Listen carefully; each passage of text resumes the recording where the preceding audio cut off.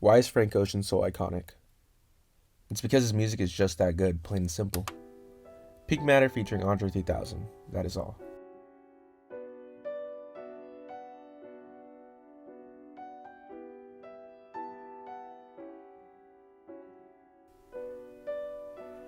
Okay, I'll elaborate. Obviously the song is good, however why? To sum up what Pink Matter means to me is that it is an exploration of woman. Frank states, what do you think the braid is made for? Is it just a container for the mind? This great gray matter. Frank asks, is this brain more than just a capsule of our consciousness? Then stating the greatness of gray matter, which makes up a large part of human brains. It contains many of the cells necessary to make us tick, and its functions within the noggin including making money, speech, emotion, and the control of muscle possible. Frank is in awe of the brain. Ironically, he states, Sensei replied. Sensei being the brain. Confidently, this answers the question stated above. Is the brain just more than just this consciousness? Going on saying, what is your woman? Is she just a container for the child? Comparing the question of the brain to woman, juxtaposed with gray matter earlier, he states, that soft pink matter, cotton candy, Majin Buu.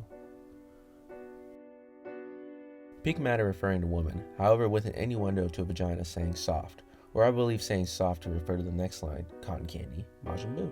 Both soft things, however cotton candy being sweet, and Majin Buu from Dragon Ball Z being this unstoppable and influential force, showing the dichotomy of woman.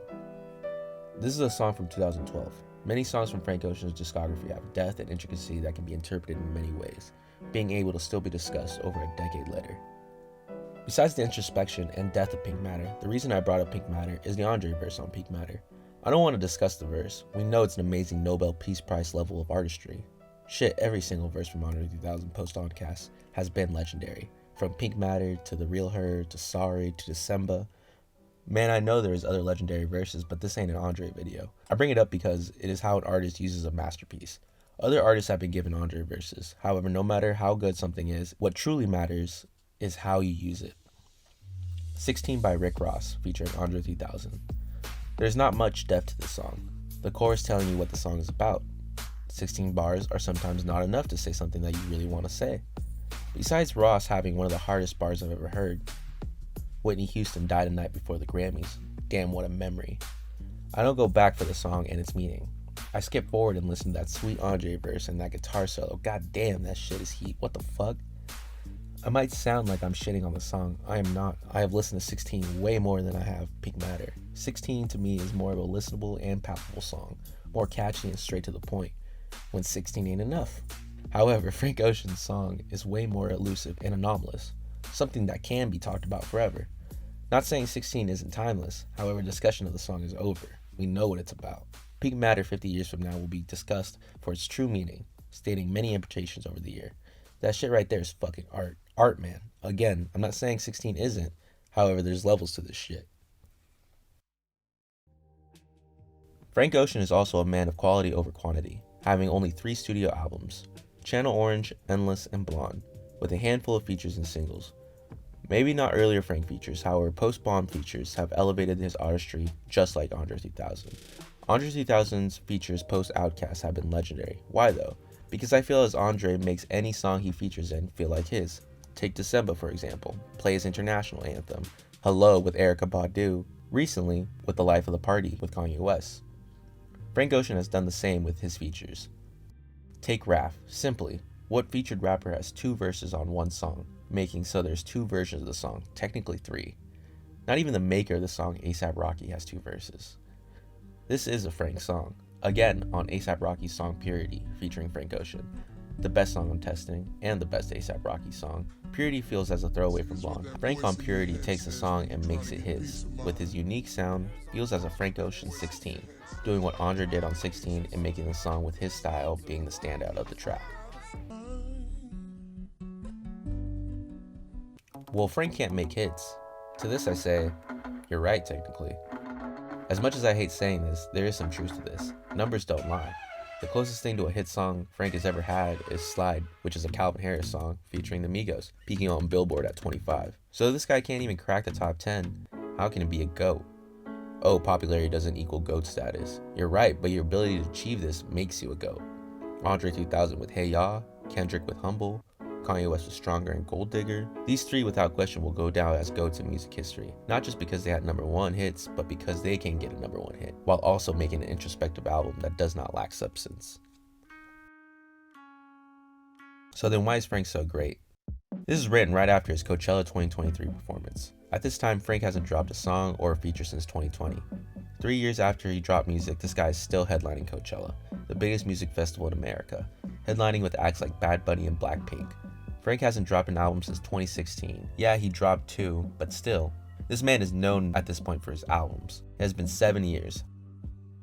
Frank is my all-time favorite artist, not because of the hype, but just because of the art, the introspecting close to you, the sampling of Stevie, the pure sadness and happiness in one song, saying I'm always close to a lost loved one, however they still are indeed lost. The silver lining is the memories I shared with the other person. Or my fave shit he does. If there are other songs like this by any other artist, just let me know. Is a song Wither on Endless and Solo on Blonde. Both 2 words that can have a different meaning if said in different contexts and spelling, but still sounding the same, like a Mondegreen. Solo being solo as on your own, and solo as in mental state. And fuck, that Andre verse on Solo Reprise, spitting he's physically so low that he can see under the skirt of an ant. Fuck, that's art, my guy. Again, all these are interpretations, so I might be wrong. However, my favorite is Wither on Endless. Hope you get to see me wither, or in my opinion, also saying, hope you get to see me with her. Then Jasmine Sullivan comes on, being with her. Fuck, come on, man. However, the song has lines of forestry and plants. So what could make sense on the face of these lyrics is withering, a plant, becoming dry and shriveled. The grapes have withered on the vine to lose the freshness of use as from age. I don't know, man, but that's the kind of shit I'm talking about, the introspection, the art, the level of it. The reason Frank is so beloved is his artistry. There's meaning in Frank's records. There's longevity to it.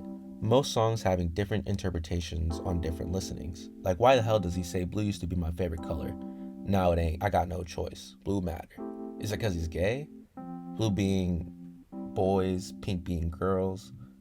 But is it because it's sad? Because the line before said gray matter, so is it focusing on the state of mind? A decade later and I still don't know, and I love that. Frank Ocean, all said and done, will be a GOAT, up there with the legends. No one makes music like him. Some may say he's overrated or overhyped. It's alright. One thing that I learned is there is a reason shit is popular. Like the Pina Colada song, on first listen, it feels like a song that's meant for like a day on the beach. However, listening deeper, it's a failing marriage that accidentally gets back together. Pulp Fiction, every film bro's favorite film. That's because it's actually that good. Very few films that can bring all the emotions that Pulp Fiction brings. The Bible. It's the #1 book in the world. Yeah, the religion thing, but let's take that away and just read it like it's like the scary stories to tell in the dark. It's just a good book with interesting stories and morals. Words of the late Mac, it's more than gypsies and fairies. Also, the Mona Lisa. Is she smiling? Is she not? The 1,000 words it does say, the 1,000 words it doesn't. The reason all this media from different mediums has longevity and are so iconic is the many interpretation that this art can take. That's what I feel about Frank Ocean's work, and that's why I believe he is so iconic.